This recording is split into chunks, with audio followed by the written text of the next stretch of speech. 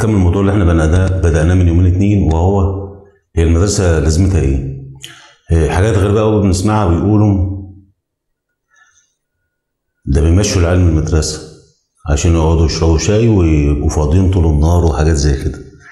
ده بيقولوا للعيال ما انتوش تيجوا تاني، ده العيال بتروح ما بتعملش أي حاجة، ده العيال بيشتكوا كل يوم. خلاص بقى هو واقع ان انت تصدق ابنك او بنتك على طول. اكيد لو كل يوم المدرسه هتصدر لولي الامر مشكله او هتصدر مشاكل ابنها لولي الامر، خلي بالكم ان الموضوع هيطول شرح. صدقني كل يوم ابنك او بنتك اللي هو انت مش طايقه في البيت بيعمل مشكله نفس القصه في المدرسه، بس المدرسه بتقول نعدي، مش شرط كل يوم نبعت لولي الامر. انما لو هيبعتوا لولي الامر هتلاقي الموضوع طول شرح، ومعلش وحقك عليا ومش هيحصل تاني، وايه والموضوع بيتحل من وراك. يعني بتلاقي واحد زي حالاتي مدرس سين يعرفك، واحد تاني يعرف فلان، فتلاقي الموضوع بيتحل عشان كلنا اهالي ببعض. انما لو المشاكل هتصدر لك اول باول، انت في كلتا الحالات مش هتصدق المدرسه خلاص، عشان هو الانطباع اللي انحط عندك ان المدرسه ملهاش دور. برضه من ضمن الحاجات الغريبه اللي الواحد بيسمع عنها يقول لك ايه، هو ليه الطالب بيروح الدرس ويقعد ساكت؟ مع ان هو ممكن يكون نفس المدرس في المدرسه اللي بيديله، او مش هو، عشان بندفع فلوس وبيرجع ابنك او بنتك وما بتقدرش تتكلم معاه، وبقول لك مش عايزه، وبتروح تتحايل عليه والنبي عشان خاطري خد وبتأنتك عليك عشان بتدفع فلوس. انما في المدرسه ببلاش، فبتروح انت تتأنتك عليه ومش قادر يعمل معاك اي حاجه. بيقولوا اصل بتاعي امبارح شاطر جدا، المدرسين بتوع اليومين دول شطار جدا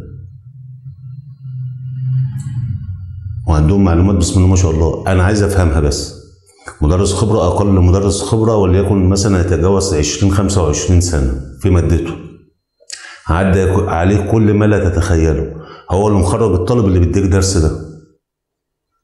يعني ايه ما عندوش خبره؟ يعني ايه مش شاطر؟ برضه عشان ابقى فاهمها، قلنا قبل كده روح الدرس عادي، مش قصه، اتفقنا ان كلنا بنودي ولادنا دروس، بس استفاد من المدرسه كانها مراجعه يا اخي.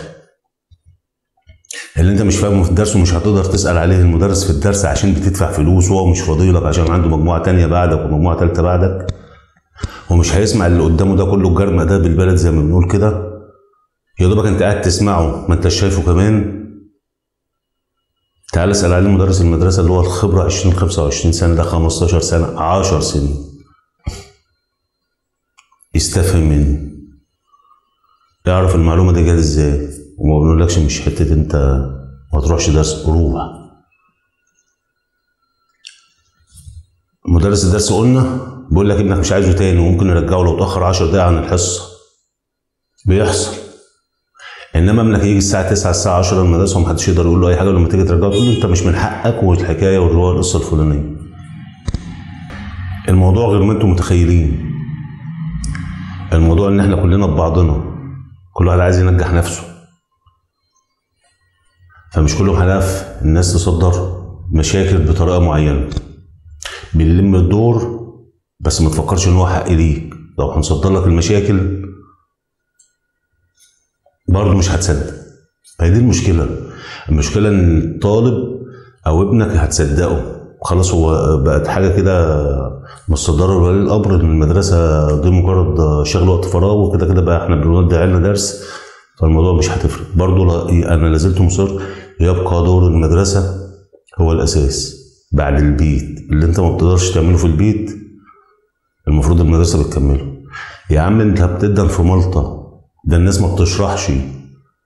ايوه يعني هنفترض ان في 30-40 مدرس في المدرسه كلهم ما بيشرحوش، ما بيفهموش مثلا، قلنا ان هم اللي مخرجين اللي بيدوا ولادك دروس. افهمها زي ما انت عايز تفهم. هنكمل برضه ولا زلت مصر ان دور المدرسه اساسي. السلام عليكم.